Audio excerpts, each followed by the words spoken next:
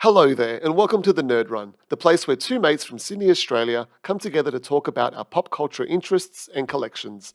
Today, you join us as we geek out on a toy with the longest name in the history of toy names, and that is the Transformers Generations War for Cybertron Kingdom Titan WFC K30 Autobot Arc figure.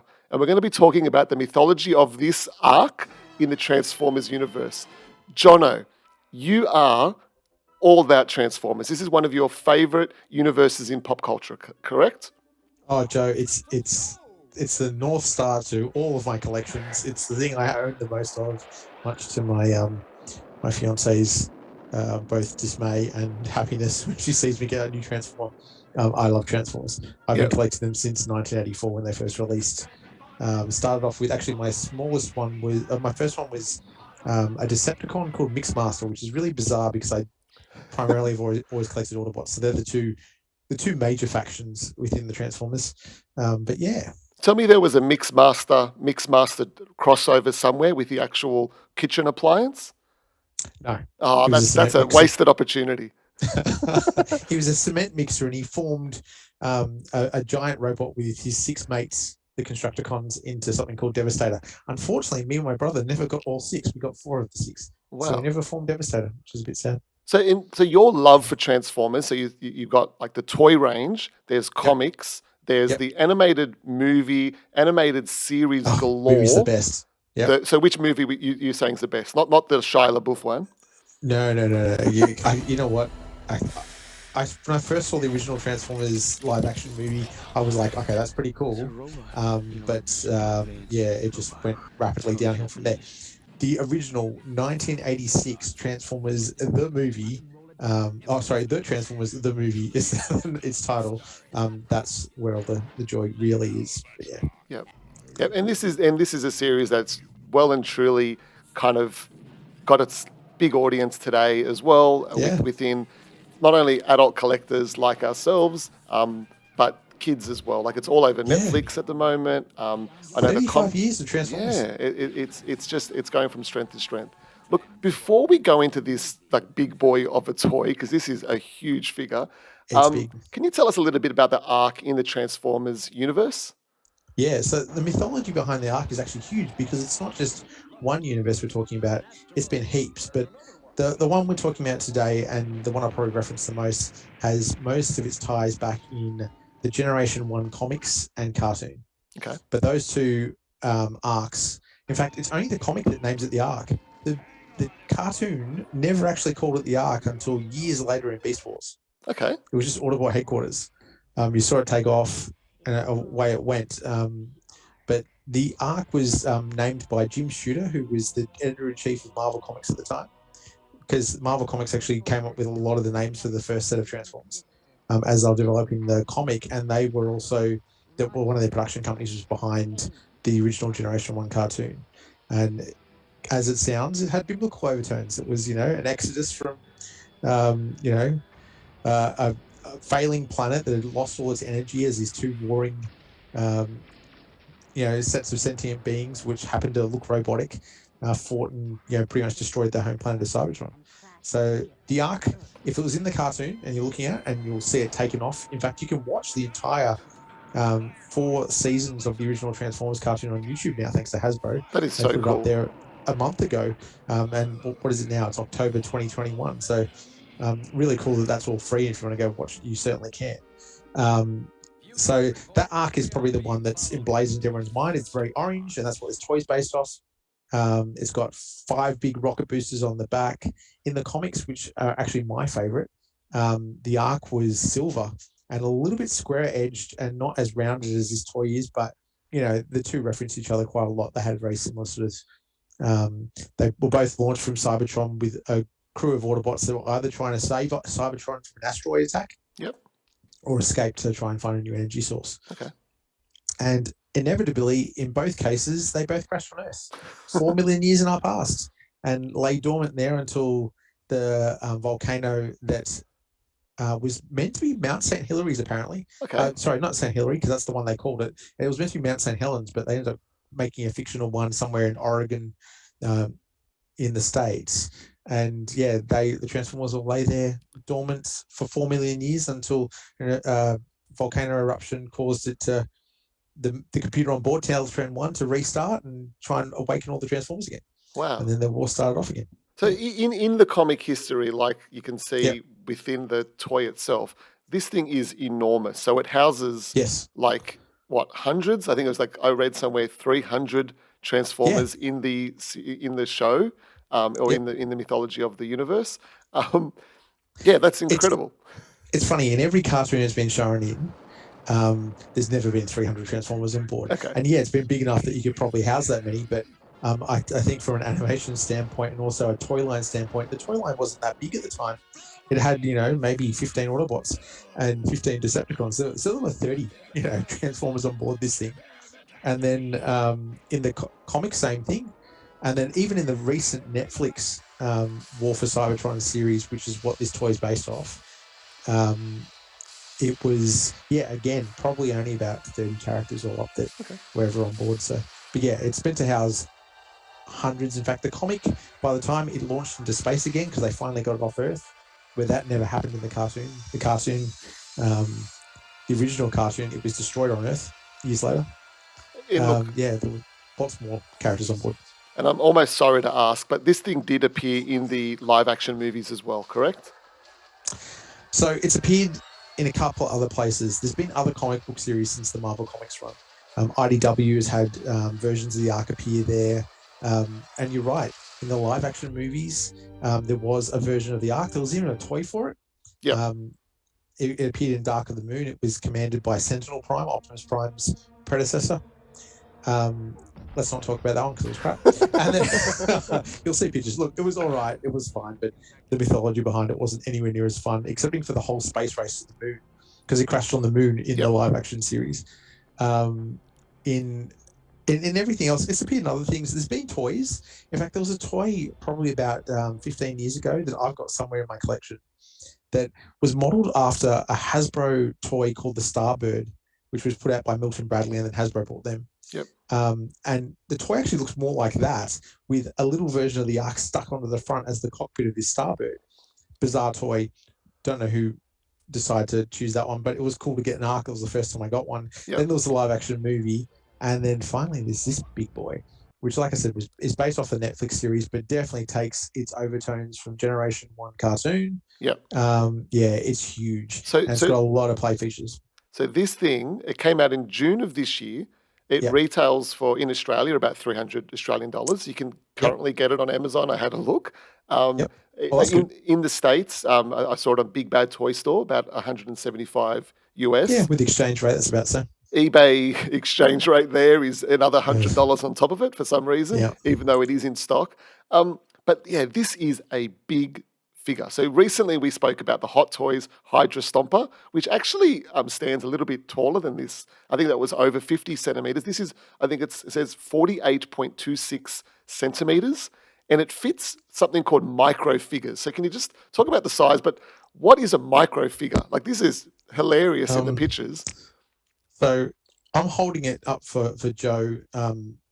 You're not going to see it at home, although Joe will put some pictures up. It is tiny. It's not much longer than the width of the length of my nail from side to side. On my finger. So it's tiny. It's kind of like really small. It reminds me of those little Lego statuette things that you can get. I reckon it's almost half the size. Half the size of that. Wow. Yeah, it's pretty small. And it's a tiny Optimus Prime. So the whole point is that you're meant to be able to fit on the bridge of the Ark. There's crew stations for 6 spots. Now, of these micro figures, they've only ever been put in with really large Transformers, like Unicron that they did last year. Came with 2 of them, of Rodimus Prime and Galvatron, because they're the 2 that fought him in the animated movie. And Unicron's a big planet-sized Transformer that tries to eat other planets. So they haven't put a lot of these micro figures out because there haven't been a lot of things they interact with. I imagine that's one of those 3D printing things that people have shared a lot of, because if you would want to populate it if you're going to, this is a toy through and through, right? So this thing transforms as well. So let's talk about that. Yes, please. Up until the Netflix series, the Ark didn't turn into something. It wasn't an Autobot. Yeah, the idea of Um, it is hilarious because how big it is in universe. Like it's like as big as a mountain almost, yeah, from yeah. what I've seen. So yeah, so tell us about this toy, like and how it transforms and some of the play features. So the really cool thing about the toy is it's like you said, it's the size of a mountain when you crash into a volcano. Um, in the Netflix series, the reasoning behind it is the computer that runs the Ark had traveled through this dead universe, had seen countless other alternate universes in its journey, Yep. and saw a vision of itself. So that the computer that ran the Ark, as a fully fledged Autobot itself, fully transformed, and would have the need one day. So it went about changing itself to do exactly that. So this is the first time the Ark's turned into an Autobot, a big robot that's the size of a mountain, to fight the Decepticon flagship, the Nemesis. Well, Um, look. The show's called Transformers, right? yeah, So things exactly. things need to transform. But the cool thing, the head of the Ark is actually based off another Transformer that appeared at the very end of the original Generation 1 Marvel comics called The Last Autobot. Okay. So this is a really nice nod to fans of the comics from way back when. The Last Autobot was kind of like, um, the last power play when the planet's going to hell. He would rise up, reformat the planet, and bring it back to its golden age. So having I the Ark like turn to that is kind of cool. I like the word reformat the planet. Yeah, That's yeah. Oh, it's that very works in appropriate. Transformers universe, yeah. Yeah. And so not So that only was a nice nod. cool, so not only does the big arc itself transform, but it comes with some sort of chest piece. So what's the deal Yeah. there? So in the chest is the bridge, and the bridge comes out and transforms into an Autobot by the name of Mainframe. And Mainframe is actually a callback to a G1 transformer called Mainframe as well, who was an Action Master. Now, Action Masters were widely touted as the reason that Transformers Generation 1 failed, because they were Transformers that didn't transform. Um, it, but Mainframe, his whole point was he was a supercomputer Yep. with legs, essentially. So to have him become not only the bridge of the Ark, but also Teletran 1, so he transforms from the bridge into Teletran 1 and into his robot mode, is a perfect crossover. Really cool. But hidden within in him is the spy satellites, which you see in the very first episode of Transformers after they're all reawakened on Earth in 1984, and it goes out and scans vehicles that become the vehicle modes of the Transformers. And also inside are two discs, and these two golden discs were nods to Beast Wars, which is kind of mixed in the Kingdom storyline. Yep. And the discs are actually, one is from the Voyager satellite that we as humans sent out into space and past our solar system, with a golden disc that actually tells about humanity. And the other disc is an alien disc that, if you ever get to watch Beast Wars, apparently gives Megatron from Beast Wars information from his predecessor Megatron from Generation 1 on how to travel through time, kill the Autobots while they're still asleep for that 4 million years, and make it so the Decepticons rule all of the universe. And that's the shortest plot point you'll ever get for Beast Wars. That's the whole crux of the series. Yeah. So with the So this player, is a big nod to Beast Wars as well. Yeah. cool. So you've got this figure yourself. Like this is This is from the collection. So Totally. I can see here it says that it transforms within 26 steps. Like the main arc to the robot, and then the computer is 21 steps. Like is this like my son has a few Transformers. Yeah. They come with like little instruction booklets, which I need. He's able to do it now without it because he's done it a few times. But yeah, how is it the actual transforming of it? Like, is it an easy process? Are you pulling things apart, twisting? What's it like?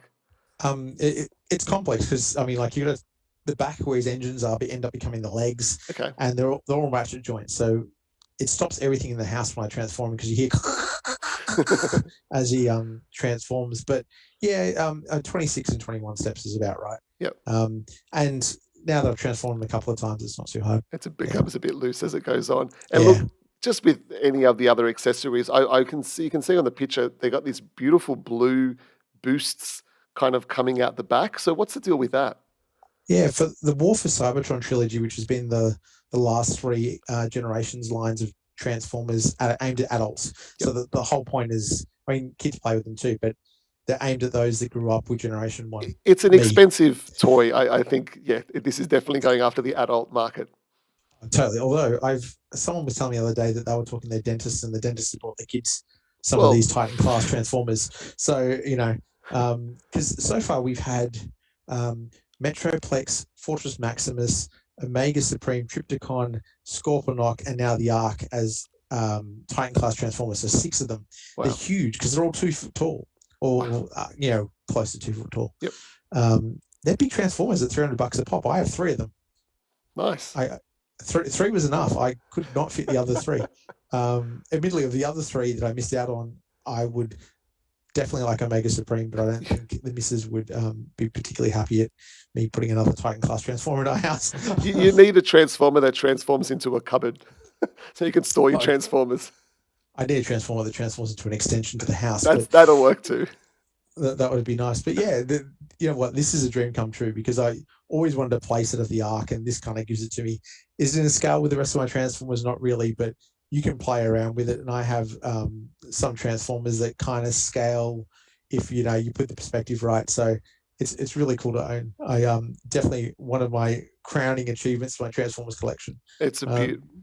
The only thing that well, it surpasses it just, but there was a Transformer I got quite a few years ago that transformed into Cybertron and then transformed into their God Primus. But he's actually tiny in comparison to this guy. So, yeah. Well, that's been some really fun Transformers. That's going to be one for a future from the collection on the Nerd Run. And look, thank you, Jono. That was awesome. And thank you, everyone, for listening. Thanks for coming on a Nerd Run with us. Of course, we'd love a like and subscribe, but we love doing this, so we're going to keep on doing it one way or the other. Hope to see you next time. Autobots roll out.